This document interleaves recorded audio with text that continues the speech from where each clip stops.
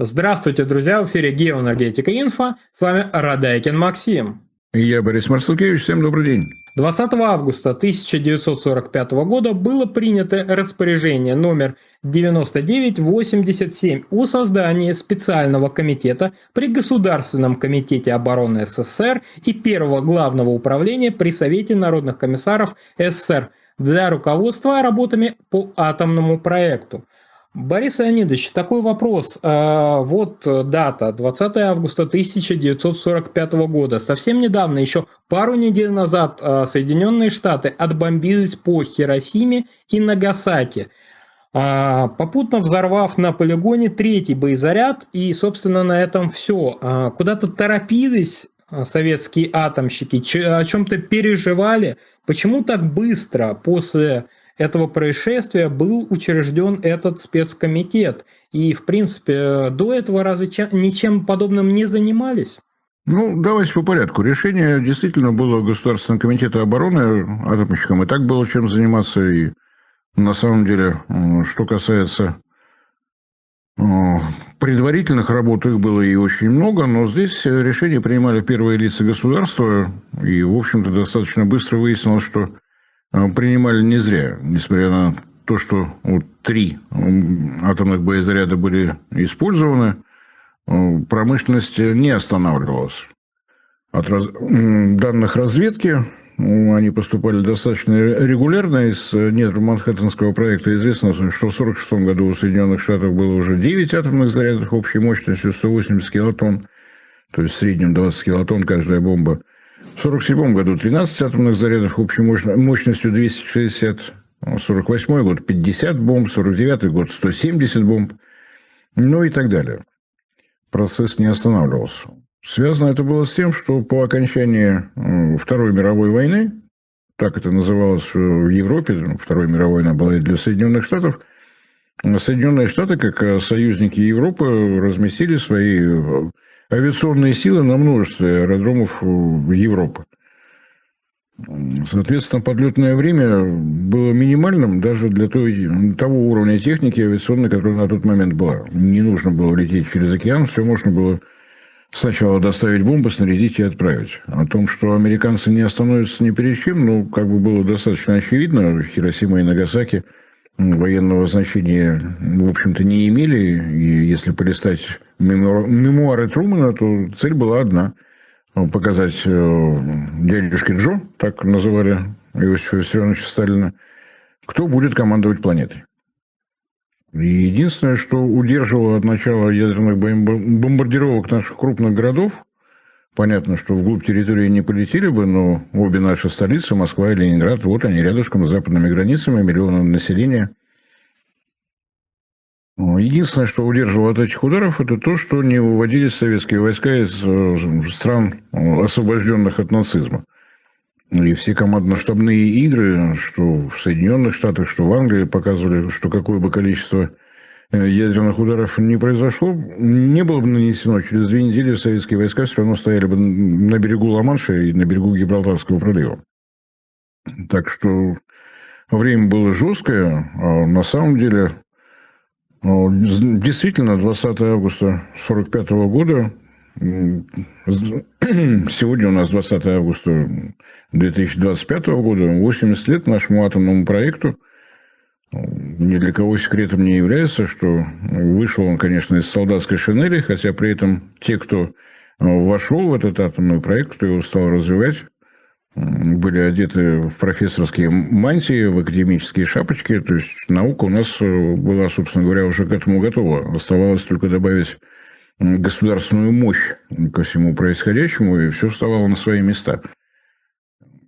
Ученые у нас действительно замечательные, кто бы с этим спорил, но без, так скажем, организационно-административных возможностей подключить всю промышленность, которая необходима для создания ядерных боезарядов, ядерного оружия, было бы, конечно, невозможно.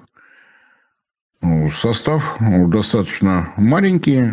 Мы, когда говорим о спецкомитете, все время в голове что-то такое огромное, что умеет управлять всей страной. И там было всего 9 человек. Совсем немножко. Возглавил спецкомитет Лаврентий Павлович Берия, освобожденный от всех остальных своих постов. То есть с этого момента он не командовал ни НКВД, ни прочими спецорганами.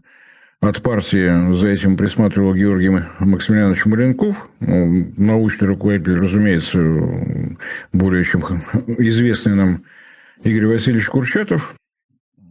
Ну и совсем немножко народу, совсем. Вознесенский, как руководитель Госплана, по-моему, на тот момент, Ванников, как министр боеприпасов, его с должности никто не снимал, он умудрялся все это выполнять одновременно. Легендарная и широко известная в узких кругах личность Авраам Павлович Завинягин, руководитель 9-го отдела НКВД, который занимался всем, что было связано с поисками урановых месторождений на территории сначала Советского Союза, соответственно, после мая 1945 года по всей территории Восточной Европы и по территории дружественной нам Монголии на тот момент. Петр Леонидович Капица, как руководитель Института физических проблем, человек, которого привел действительно Лаврентий Берия, Василий Алексеевич Махнев, несмотря на то, что все, многие документы рассекречены, найти информацию об этом человеке просто невозможно. Это был секретарь спецкомитета. Если вспоминать тот эпизод, когда в декабре того же года Петр Леонидович Капица вышел из состава спецкомитета по собственной просьбе, заявив, что с Берией работать невозможно, у него слишком командные методы, он не слушает ученых.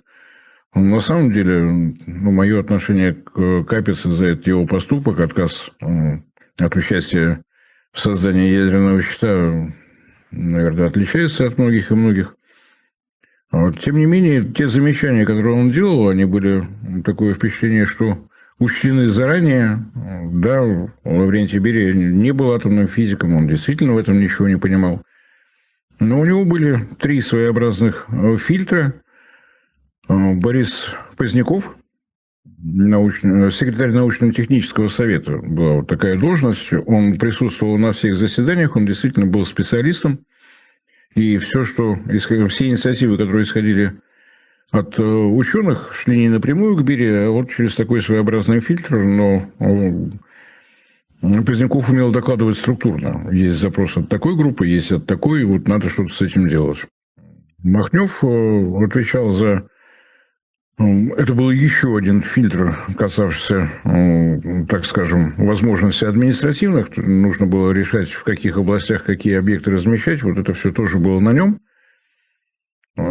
И Ванников – это человек, который отвечал за то, какие промышленные предприятия можно подключить к реализации атомного проекта, то есть перевести в подчинение спецкомитета. Этого оказалось вполне достаточно, чтобы проект вполне успешно шел. Он значительно ускорился по сравнению с тем, как он развивался, начиная с 1942 года. Напомню, что День работников атомной промышленности мы отмечаем вовсе не 20 августа, а 28 сентября. Именно в этот день вышло распоряжение того же Государственного комитета обороны о создании в составе Академии наук лаборатории номер 2 для ускорения работ по урановому проекту, так это тогда называлось. Но, тем не менее, вот, получается, что лаборатория номер 2 по состоянию на 1945 год, реально она начала работать в апреле 1943 года, но уже больше 2 лет исполнилось. И определенные успехи уже были. Может быть, вот так, не торопясь, эта академическая наука и развивалась бы, но жизнь потребовала несколько других темпов. А подготовка была более чем серьезная. Помимо лаборатории номер 2, 9-е управление НКВД, которое занималось поисками урана, и достаточно успешно в условиях войны отправлять геологов на поиски, это тоже надо было уметь и найти и деньги, и организационные проблемы все решить. Но, тем не менее, в республиках Средней Азии уже 3 месторождения было открыто, было к чему готовиться. Было на чем работать ученым, собственно говоря. Ну и знаменитый, опять же, в узких кругах, Институт специальных металлов НКВД СССР, Народного комиссариата внутренних дел, на следующее название НИИ-9, современное в НИИ-НМ имени Анатолия Бачвара. Это самый выдающийся, наверное, специалист по материаловедению, академик уже на тот момент, когда пришел в спецкомитет. Это две лаборатории, которые занимались физикой урана. Такая вот подготовка была. Но и отдельная история, конечно, фигура Завинягина. Он не просто так работал в НКВД, он достаточно много понимал, как организовывать работу. Группа ученых, срочно переодетых в форму НКВД, высадилась в буквальном смысле в виде десанта в городе Берлин 2 мая 1945 года, то есть еще до Дня Победы. И надо отдать должное Завинягину. Результатами было и трофейное оборудование, и трофейный уран в различных химических соединениях около 300 тонн. Более чем достаточно. И трофейные немцы, так их тогда называли. Завинягин, будучи человеком крайне гуманным, находил их в лагерях, где они ожидали трибунала за сотрудничество с гитлеровским режимом, и делал достаточно простое предложение. Можете оставаться здесь же в лагере, у вас уютно, будет суд, будет трибунал, будет приговор. Или вот здесь подпись под договором, и на 10 лет работать по специальности, но не дома, а там, где скажу. Отказывались очень немногие. Я бы даже сказал, никто не отказался. Группа фон Ардена совершенно добровольно переехала в Советский Союз, потому что они понимали, что заниматься урановым проектом в Германии им доведется не скоро, а как любым ученым свое дело хотелось продолжать, они переехали в достаточно солнечные места. В лаборатории АЭГ, лаборатория Ардена, лаборатория Герца были организованы в Сухуми. Там тепло, там хорошо. Переехали вместе с семьями в прекрасные жилищные условия. Так что мы были готовы. Такое впечатление, что Ванников был один из тех, кто понимал, что произойдет в самое ближайшее время. Поэтому институты АЭГ к 20 августа уже были организационно оформлены. Жилищное помещение готово, семьи всех сотрудников перевезены, формировались лаборатории, то есть все было готово, все было на старте. Вот такое было начало. Мы были готовы. Борис Леонидович, подготовительные работы велись и успешно. Другой вопрос, а как удалось такими быстрыми, такими жесткими темпами добиться становления ядерного щита, чтобы не допустить даже попыток, даже мыслей на ядерные бомбардировки Советского Союза?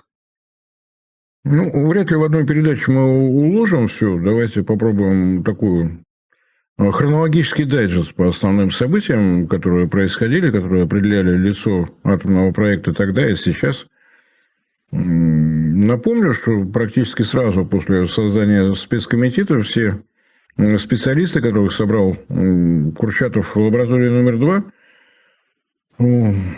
были направлены на то, чтобы проверить, возможна ли ядерная реакция деления, причем управляемая. То, что она может произойти в виде взрыва, это одно, а проверить возможное создание ядерного реактора, вот главная задача была, она была решена уже 25 декабря 1946 года. Реактор F1, физически первый, в институте, который сейчас носит имя Игоря Васильевича Курчатова. Какое-то время он назывался просто Институт атомной энергии, не более того. Впервые на Евразийском континенте реактор заработал, он был уже не второй, в Соединенных Штатах было более чем достаточно, для нас он был первый. И здесь, кстати, достаточно интересно, как выглядит подход американцев в Манхэттенском проекте, как выглядел наш подход. Знаменитая чикагская поленница проработала 3 месяца, на ней были проверены все теоретические наработки, да, реакция возможна, его разобрали и увезли. На этом его деятельность, собственно говоря, и закончилась. Все материалы, которые были набраны, использовались уже в промышленных реакторах для наработки плутония.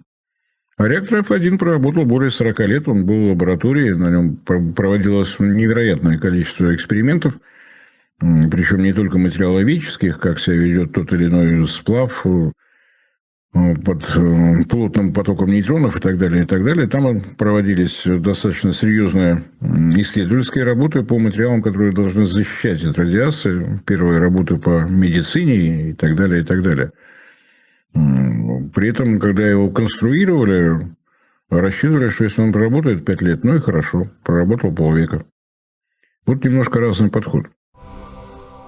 После того, как выяснилось, что все теоретические разработки в полном порядке, началось строительство города, которое сейчас называется Озерский комбинат номер 817, сейчас производственное объединение «Маяк» на Урале. И летом 19 июня 1948 года начал работать реактор А1. Атомный первый. Многие сотрудники комбината называли его просто Аннушкой. Все-таки запоминать какие-то числа не очень удобно. Ну и, собственно говоря, я же могу давать какие-то личные оценочные характеристики. Я считаю настоящим подлинным днем независимости России день 29 августа. Именно в этот день на полигоне в Семипалатинске на территории Казахской Советской Социалистической Республики была взорвана наша первая бомба РДС-1. Испытания прошли совершенно успешно. Вот я считаю, что с этого момента независимость от попыток демократизировать Россию, неважно, как она называется, Советский Союз, Россия, методы демократизаторов не меняются. Напугать, пытаться шантажировать, подавить военной мощью. Если кто-то думает, что это не так, ну, посмотрите еще раз, как выглядела встреча Владимира Путина в Анкоридже. Самые лучшие истребители, самые лучшие бомбардировщики. Это ровно то же самое, что продемонстрировали над Хиросимой и Нагасаки для того, чтобы напугать Сталина. Времена меняются, метода нет. Так что не знаю, как для вас, для меня, вот День независимости России, 29 августа. Дальше пошло, что называется, с ускорением. Уже в 1953 году прошло испытание так называемой сахаровской слойки, первый термоядерный вариант боезаряда, назван именем Сахарова, хотя решающий вклад был сделан Виталием Гинзбургом. Ну, видимо, по определенным причинам называть это бомбой Гинзбурга никто не хотел, вот стало это слойкой Сахарова. Такой промежуточный вариант перед созданием настоящей полноразмерной, полномасштабной термоядерной бомбы РДС-37. Это уже 22 ноября 1955 года. Вот с этого момента началась действительно уже термоядерная гонка, и все, что было создано, спецкомитет, который был расформирован и тут же сформирован в Министерство среднего машиностроения, только в середине 70-х годов вышло на паритет по ядерному вооружению с Соединенными Штатами. Разрыв, мощность американской промышленности, она действительно превосходила то, что имелось в Советском Союзе по совершенно понятным причинам. Нам нужно было восстанавливаться после страшной войны, а войны на территории Соединенных Штатов не было. Там вообще все было в полном порядке. Но смогли, сделали. На всякий случай напомню, что изделие 602, вот то, что, наверное, пока максимум того, что видели в небе над полигоном Новой Земли, оно же в простонародье «Царь-бомба», если угодно, это 30 декабря 1961 года, мощность взрыва 58 мегатонн, еще раз, 58 миллионов тонн тротила, взрывается мгновенно в одной точке. Может быть, это и стало той причиной, что чуть позже планета вышла и на договор о нераспространении ядерного оружия, и на всевозможных документах, запрещающих испытания ядерного оружия в воде, в космосе, на Земле, под землей. Ну, наверное, для того, чтобы в этом направлении идти, нужно было действительно увидеть, что ученых остановить невозможно. На самом деле, если бы конструкция «Царь-бомбы» была немножко изменена, взрыв мог быть мощностью более 100 мегатонн. Но это была просто проверка. Так что где-то вот так. Ну и если говорить о мирном направлении, то самое удивительное, что о мирном использовании атомной энергии в Советском Союзе задумались в том же 1945 году. Я думаю, что если я буду делать какую-то большую передачу, более развернутую, чем сегодняшний разговор, я покажу все эти документы. То есть, действительно, еще осенью 1945 года впервые была поставлена задача о мирном применении атомной энергии. В 1947 году все тот же Борис Поздняков, которого я касался, научный секретарь научно-технического совета, обобщил, не только обобщил те направления, в которых может идти развитие гражданской атомной энергетики, он перебрал достаточно многое, это и для двигателей морских судов, и для железнодорожных локомотивов, и для космоса, и, разумеется, для энергетики. Причем он не просто обобщил, там уже был такой набросок технико-экономического обоснования, во что это может вылиться. Понятно, что все эти научно-исследовательские работы были сдвинуты вправо до того момента, пока не будет создан действительно ядерный щит. И вот после того, как состоялось испытание термоядерной бомбы, настал момент, когда можно было задуматься о создании атомных электростанций. Напомню, что первая атомная электростанция не только в Советском Союзе, но и на планете к работе приступила в 1954 году. Так что совсем недавно, 27 июня 1924 года, мы отмечали 70 лет со дня рождения атомной энергетики как таковой. При этом те наработки, которые были сделаны Поздняковым, понятно, что это не только его личная заслуга, он обобщал разработки своих коллег, реализованы были достаточно быстро. Уже в 1958 году был поднят флаг военно-морского флота на атомной подводной лодке «Ленинский комсомол», она же К-3, первая в мире атомная подводная лодка. У американцев такие попытки были, но я бы не сказал, что успешно. Они внутрь корпуса уже имевшихся подлодок пытались втиснуть ядерный реактор. У нас поступили наоборот, изначально планировалось все вместе, поэтому произошло удачно. И в 1959 году, 3 декабря, был поднят флаг над первым в истории атомным ледоколом «Ленин». Так что все произошло достаточно быстро, на мой взгляд, достаточно компактно. Удачный пуск уран-графитового реактора первой атомной электростанции послужил поводом для продолжения работ в этом направлении.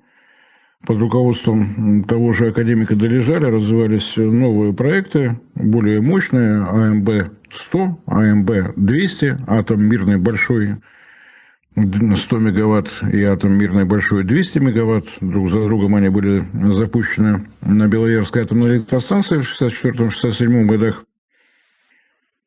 И одновременно с этим еще с 1955 года началась работа над водно-водяными реакторами, те, которые сейчас стали рабочей лошадкой атомной энергетики. Вода используется как замедлитель нейтронов, и вода используется как теплоноситель. В перегретом состоянии поступает в теплообменник, отдает воду в воде без давления, и уже горячий пар идет на турбину со всеми вытекающими. Но тогда это была новинка. Это был 1955 год.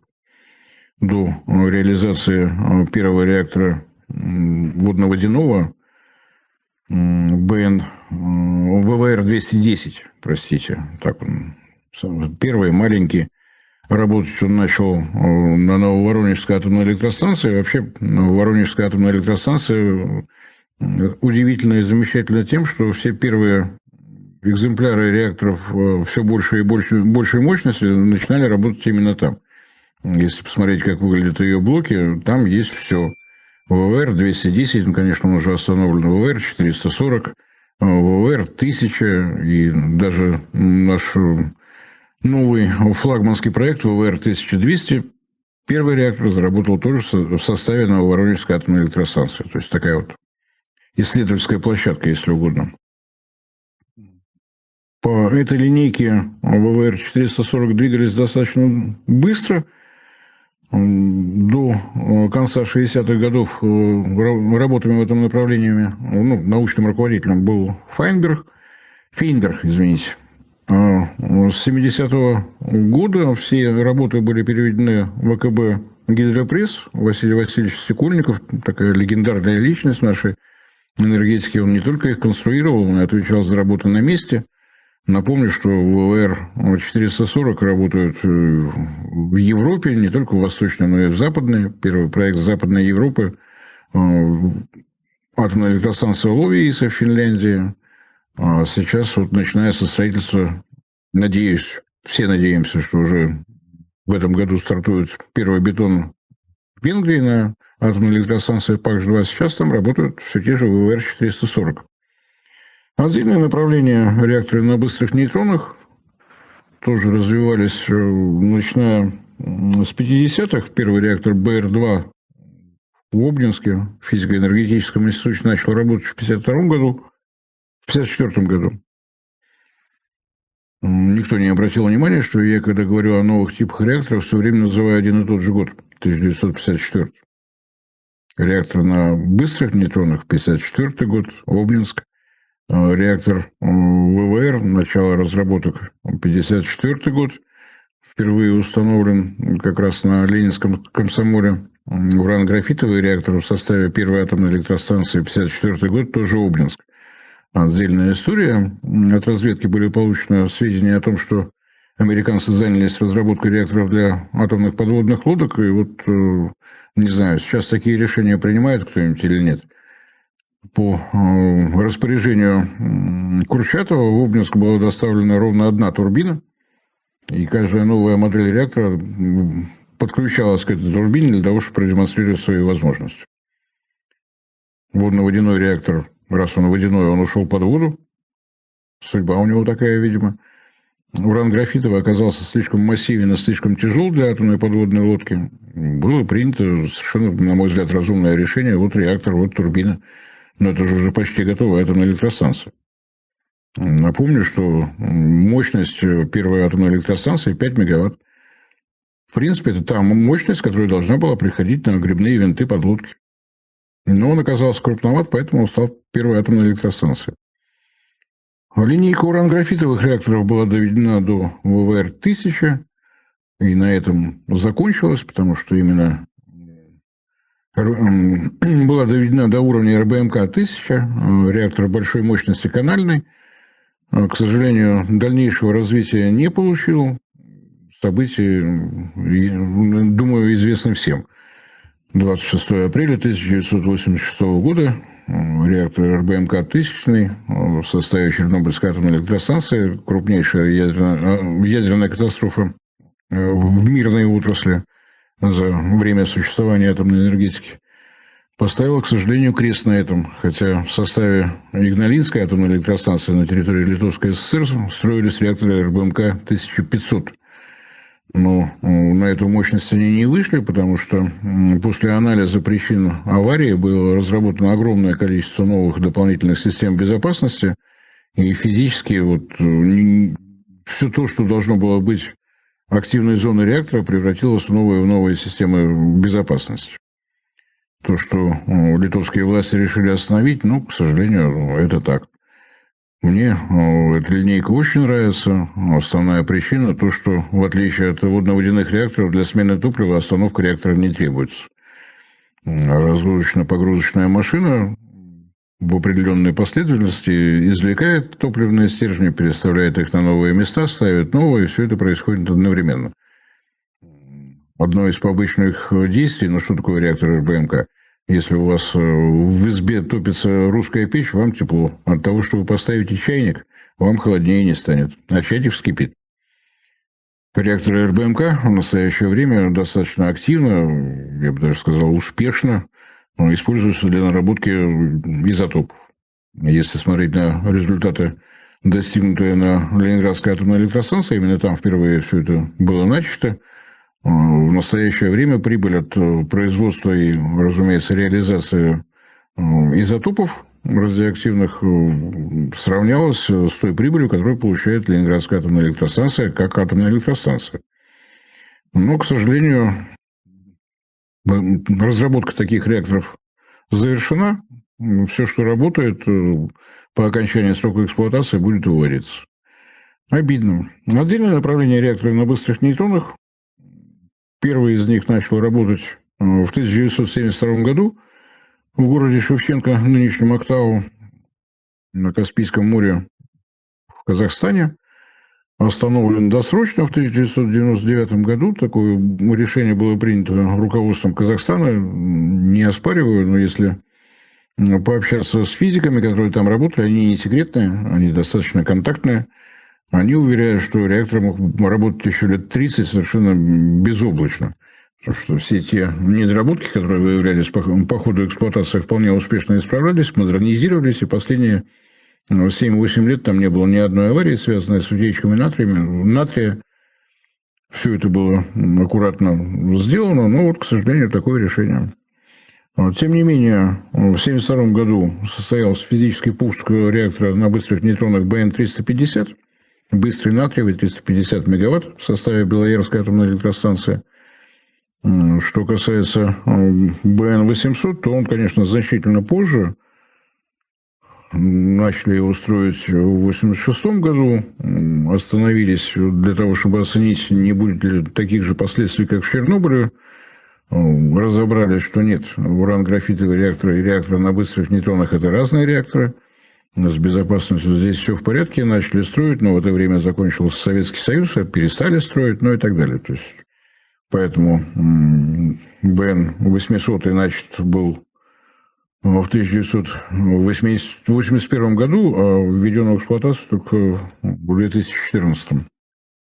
Ну, как бы, если бегом-бегом, такие основные события. События после 91 года, когда, ну, кто постарше помнит и приезжавших сотрудников атомных электростанций с забастовками и митингами в столицу нашей Родины с требованием зарплаты и многое другое.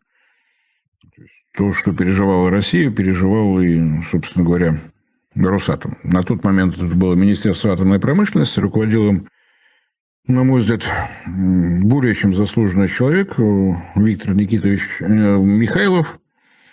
Он был инициатором разработки проекта сделки гор Черномырдин, она же ВОУ, нового высокообогащенный уран, низкообогащенный уран, она же мегатонны в мегаватты. Многие не понимают смысла того, что происходило. Было переведено в состояние энергетической обогащенности 500 тонн высокообогащенного урана. Многие пеняют на то, что тем самым мы разоружились перед Соединенными Штатами и высчитывают миллиарды, которые мы на этом потеряли. Ну, если говорить о статистике, то 500 тонн высокообогащенного урана – это дополнительные 44 тысячи ракет.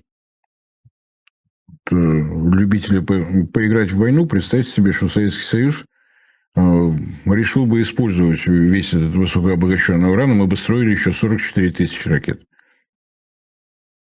За чьи деньги, где бы мы их размещали, что было бы с нашей гражданской экономикой, если бы мы такими темпами пытались вооружаться, сказать сложно. Сделка была многосложная, работала она до 2013 года. То есть планировали подписать в 93-м, пока все нюансы утрясли, наступил 94-й, на 20 лет.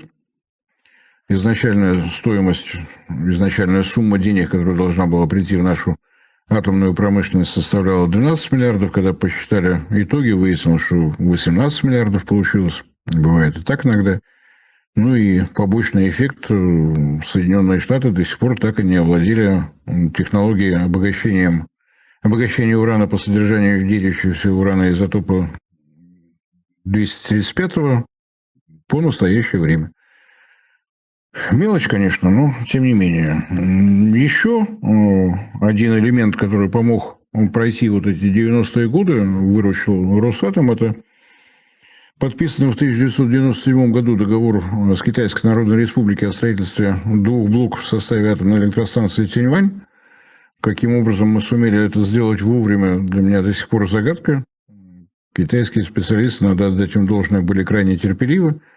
Была заводская проверка, доставляют оборудование на место, выясняется, что она не работает. Китайцы вздыхают, говорят, ну давайте еще разок. Но мы как-то все успели, сделали, деньги получили, то есть, на мой взгляд, все было вовремя. Если говорить о судьбах промышленных реакторов, такое почти кодовое название, на самом деле это реакторы для наработки плутония. В соответствии с соглашениями с Соединенными Штатами их останавливали еще в 80-е годы. Было у нас их 9 штук. Работали они в Озерске, научно-производственное объединение «Маяк». Работали они в Северске, Северный химический комбинат, и работали они в Железногорске в составе горно-химического комбината. Первый из реакторов был остановлен в 1987 году, а последний на планете промышленный уран-графитовый реактор в городе Железногорске относительно недавно, в 2010. Так что эра большой ядерной гонки закончилась. Рассказывать о том, что представляет себя современный Росатом, можно еще несколько часов. Если говорить о наиболее интересных, наиболее опережающих всех конкурентов направлениях, это производство МОКС-топлива, Mixed Oil Fuel, смесь оксидов урана и плутония. При этом плутоний мы уже с 2021 года получаем из облученного ядерного топлива. Работает этот завод в городе Железногорске. Запущен в феврале 2016 года. В 2021, я сказал, изначально он работал на оружейном плутонии, но когда выяснилось, что американцы с этой проблемой не справляются, соглашение об утилизации оружейного плутония выполнить не способны, Росатом приложил максимум усилий для того, чтобы можно быстрее перейти на так называемый энергетический плутоний. Плутоний, получаемый в результате переработки облученного ядерного топлива. Ну и в январе этого года в Северске на модуле рефабрикации топлива запущено производство СНУП-топлива, смешанного нитридного уран-плутониевого. Это из таких крупных достижений, не говоря уже о самом проекте «Прорыв», который должен состояться в 2028 году. Вроде бы я все перебрал. Если хотите подробности, с удовольствием разверну. Потому что за каждым событием, которое я описывал, стоят люди, стоят огромные проекты, огромные усилия огромных коллективов. Сегодняшний Росатом – это почти 30 закрытых атомных городов, которые были построены в те давние годы, в тех условиях послевоенных. У каждого из них отдельная красивая большая история. Те типы реакторов, которые я перебирал, за каждым из них опять же стоят люди. Мне кажется, тема достаточно интересная, хотя в последнее время, насколько мы на своем канале можем наблюдать, интерес ко всему, что связано с Россией, в России неуклонно падает. Борис Леонидович, пожалуйста, расскажите, а как сейчас мы выглядим на атомном поприще? Что из себя представляет Росатом по сравнению с другими аналогичными компаниями? Что строится, что производится? Есть ли надежда и вера в будущее? Опираться нужно на профессиональное мнение генерального директора МАГАТЭ Рафаэла Гросси, который считает, что Росатом вне конкуренции.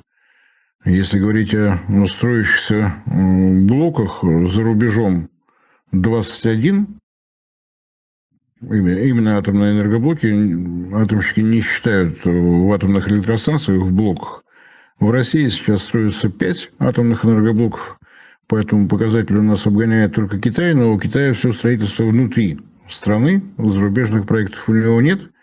Если не считать того, что ему удалось построить в Пакистане, но Пакистан для Китая достаточно условная заграница. Если смотреть на строящиеся энергоблоки за рубежом, то 66% мирового рынка – это Росатом в количестве 1 штука. В это число не вошли те блоки договора, по которым подписаны работы, еще не начались. Узбекистан рассчитывает, что в марте пройдет процедура первой заливки на их площадке. Это будет сразу 4 реактора, 2 больших, 2 малых. Ждет начала работы Венгрия, это еще 2 блока и так далее, и так далее. То есть остановки не предвидится. Я думаю, что если перечислять те направления, которые сейчас Росатом ведет в смежных, так скажем, областях, выяснилось, что все, что нарабатывалось внутри Министерства среднего машиностроения, не утеряно. Мы можем наблюдать, кроме традиционных направлений для Росатома, атомная ледоколы, атомная электростанция. Он активно вошел в ядерную медицину. Он занимается композитными материалами, ветровой энергетикой, и так далее, и так далее. Общее количество структурных единиц уверенно подходит к 500. Работа идет, работают вузы, идет то, что я предлагаю называть ядерной дипломатией. С сотнями готовятся специалисты для атомных электростанций, которые строятся в тех странах, где атомной энергетики не было. То есть из России будут приезжать люди, владеющие специальностями, которых никогда не было в Турции, в Египте, в Бангладеш. Это такой, наверное, самый мирный вариант расширения технологической сферы влияния России, распространения влияния нашей атомной научной школы, инженерной, конструкторской. Я думаю, что если есть интерес, конечно, о том, что такое Росатом на день сегодняшний, какие новые интересные направления у него есть, можно сделать какое неимоверное количество передач на самом деле. Ну и отдельное, конечно, то, о чем передачу не сделаешь. Ядерный оружейный комплекс, который тоже входит в состав Росатома, по-прежнему в строю, по-прежнему наряду с таким же подразделением в Китае мы по-прежнему гарантируем глобальную стабильность и безопасность. Да, это не отменяет локальные происшествия, но глобальных войн у нас пока вот уже достаточно большое количество лет не наблюдается. Им отдельное спасибо, и когда поздравляют с Днем атомной промышленности, именно атомной промышленности, не энергетики, все-таки атомную энергетику, наверное, день рождения, запуск первой атомной электростанции, а не что-либо другое. Говорят, поздравляем всех причастных. Но это вот тот случай, когда причастны все мы. Если бы не продолжал успешную работу ядерный оружейный комплекс, я не думаю, что у нас бы с вами тут наблюдалось в окрестностях ближайших пару тысяч километров. Так что мы все причастны, всех граждан России, всех, кто живет в нашей стране, поздравляю с этим праздником. Надеюсь на то, что об успехах Росатома мне доведется рассказать еще не один раз. Борис Леонидович, большое спасибо за столь развернутый ответ. Вся редакция в полном составе присоединяется к вашему поздравлению. Дорогие друзья, распространяйте данное видео по своим социальным сетям. Поздравляем всех! Ссылка на наш телеграм-канал Геоэнергетика Инфо будет в описании и закрепленном комментарии. Там же будут реквизиты для желающих финансово поддержать наш проект, чтобы мы и дальше также бодро рассказывали о подобных вещах и мероприятиях во всех площадках, на всех страницах Геоэнергетика Инфо. Ссылка будет в описании и закрепленных комментариях. До новых встреч!